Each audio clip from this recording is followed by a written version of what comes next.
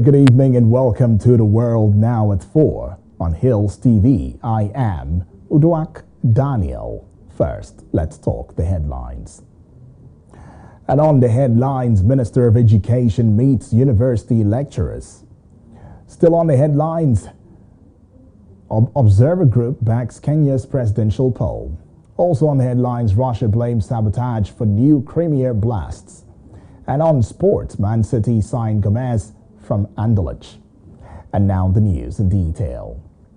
President Muhammadu Buhari has targeted September 2022 to present the 2023 appropriation bill to the National Assembly. This was disclosed by the Director General Budget Office of the Federation, Ben Akabweze, on Monday in Abuja during training on budget preparation using the Government Integrated Financial Management Information System. That is, the training was organized for more than 4,000 budget officers drawn from about 900 government ministries, departments and agencies nationwide.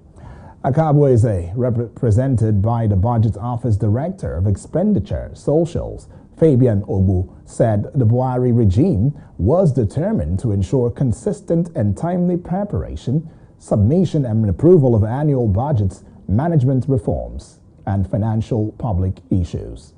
He added that the 2023 budget is being prepared alongside extant federal government policies and guidelines as articulated in the 2023 budget call circular and other relevant laws.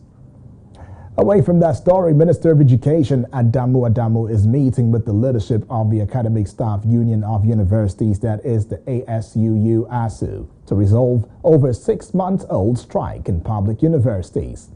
The meeting is at the directive of President Muhammadu Buhari to address the key demands of the union, which include the adoption of the university's Transparency Accountability System, that is the UTAS, and not limited to the salaries of the striking lecturers, which have been stopped since March 2022.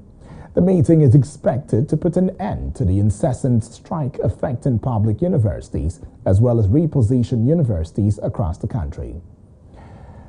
To other matters, Nasarawa Divisional Police Officer in Kano State Police Command, Daniel Amah, has been presented a certificate of commendation by the Inspector General of Police, that is the IGP, Usman Baba, for rejecting a $200,000 bribe in a case alleged armed robbery. In a letter of commendation presented by the IGP, Amah was hailed for exhibiting sound professionalism, leading to the arrest of one Ali Zaki, the Kano-based legal practitioner, and some police officers. Reports gathered that the armed robbery case involved a Kano-based legal practitioner and some police officers. Still in the news, Methodist Church in Nigeria has warned the federal government not to delay in punishing the perpetrators of the Owo Church attack, which claimed over 40 lives. The outgoing prelate of the Methodist Church, Samuel Uche, said this during an official handover ceremony. Presenting its new prelate in Abuja, the nation's capital, the outgoing prelate of the church cautioned that a delay could lead to a repeat of Kuje jailbreak in the country. So we are very happy with that arrest, and I believe that they will not go and keep them in Kuje for Boko Haram to come and release them. No. I don't know what they will do with them, but they will build a more fortified prison. And it will gladden Nigerians when you arrest criminals that you don't keep them for long. Sentence them. If we just give them, you know who deserves to be killed should be destroyed. We don't have anything to do with keeping bad people. Recall that on June 5, 2022, a mass shooting and bomb attack occurred at the Catholic Church in the city of Owo in Ondo State, Nigeria. At least 40 people were killed, maybe over 80. When we return, news from other parts of Africa. Don't go away.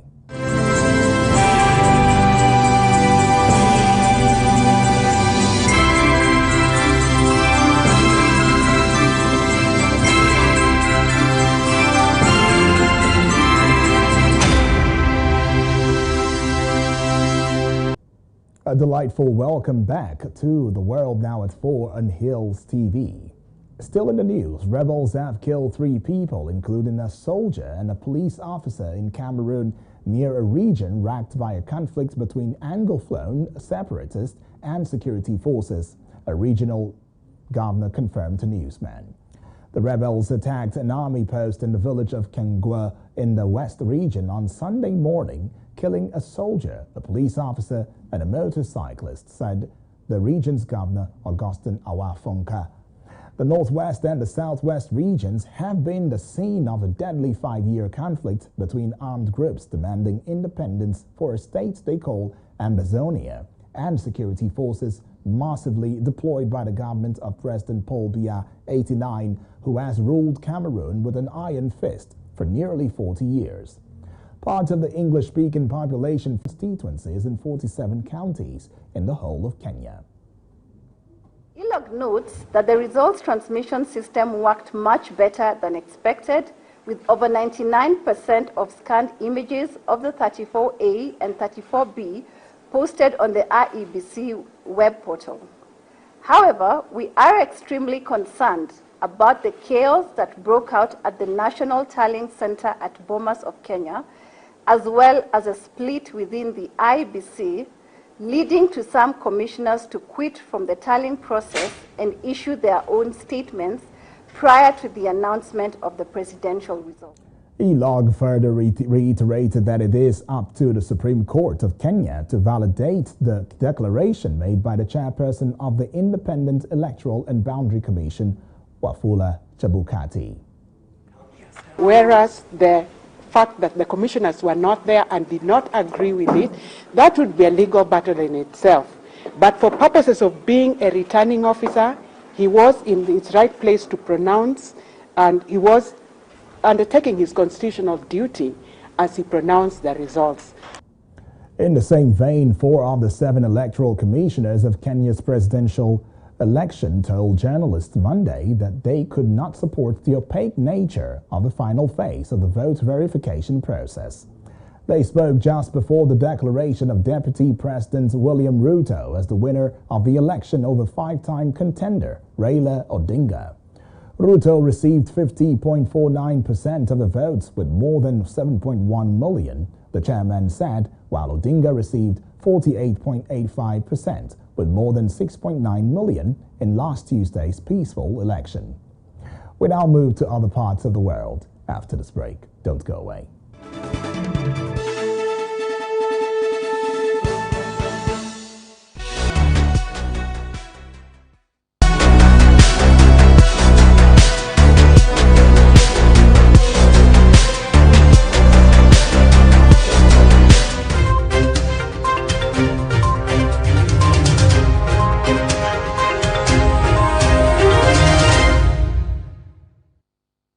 World Now at 4 on Hills TV, bringing you up to date with news from around the world. Let's have you know that a week after an apparent Ukrainian attack on a Russian military base in occupied Crimea, an arms store on another depot has been hit by a series of explosions. Russian officials said a fire triggered the blast in the Jankoy area before later blaming sabotage. A separate fire broke out at a power station and a railway was damaged. A string of blasts last week destroyed Russian warplanes at the Black Sea base on the Crimean coast. A Crimean Tatar leader, Rafat Chubararov, has called the explosions a hit that could be heard far across the steppe. Russia's defense ministry said the fire broke out at a time Morrison was appointed to 5 additional portfolios while in government, Prime Minister Anthony Albanese has revealed. Albanese said Morrison was appointed to the Ministries of Health, Finance, Home Affairs, Treasury and Resources, in addition to the role as the head of Prime Minister and Cabinet. And away from that story, let's get on to business and have you know that the federal government's intervention fund to the electricity distribution companies has risen to 2.9 trillion naira from 2 trillion naira recorded as of May this year. This indicates a 45% increase over the period. By estimation, The 2.9 trillion naira is the total funding extended to the sector since privatization in 2013, ranging from food to textiles. Under the Developing Countries Trade Scheme, that is the UDCTS, 99% of goods imported from Africa will be duty-free. Ministers say the scheme helps to fulfill the post-Brexit pledge to take back control of a country's trade policy, while also reducing dependence on aid. Still to come on The World Now at 4 is sports. Don't go away.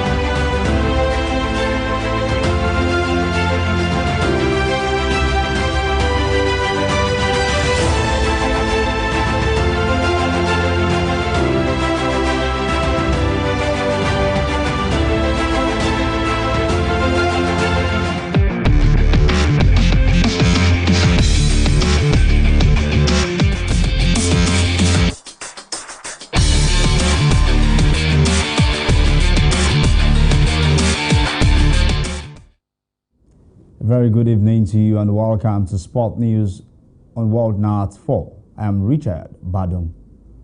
After winning the first 2 consecutive games in the ongoing tournament in Costa Rica, Falconets are gearing to face Canada in their last group game on Wednesday.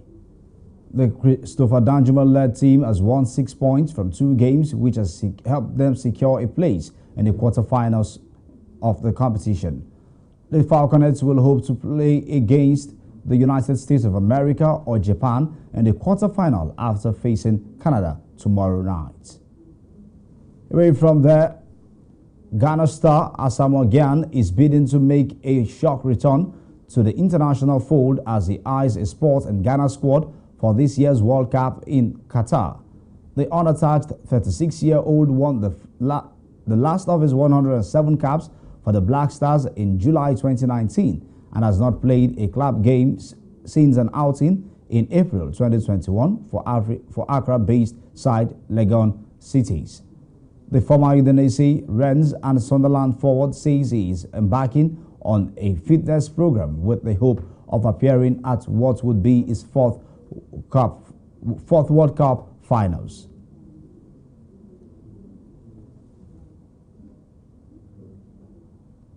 It can happen, it has happened before, talking about Cameroon in 1994 or something, with Roger Milla, coming back from retirement to play in the World Cup. But I haven't retired yet, I haven't announced my retirement.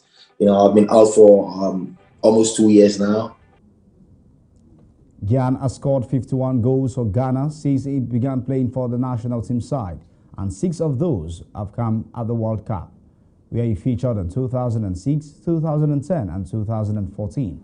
Those feats make him both in his country's all-time record goal scorer and Africa's top goal scorer at the World Cup finals. He turns 37 2 days before Ghana's Group H opener against Portugal on 24 November, but says his age in a 1-1 draw on Monday as Darwin Núñez was sent off on his home debut. Luis Diaz's sensational strike salvaged the point for the Reds after Wilfred Zaha opened the scoring for Palace in the first half. Núñez had scored in his first 2 appearances against City in the Community Shield and in rescuing a point as a substitute in a 2-2 draw away at Fulham last weekend. The Uruguayans had built on Joachim Andersen just before the Armac left his side with an uphill challenge in the match and increasing ground to make up already in the title race. Meanwhile, coach of the team, Jurgen Klopp, said his men partly dug themselves out of a hole thanks to Diaz's brilliant equalizer, but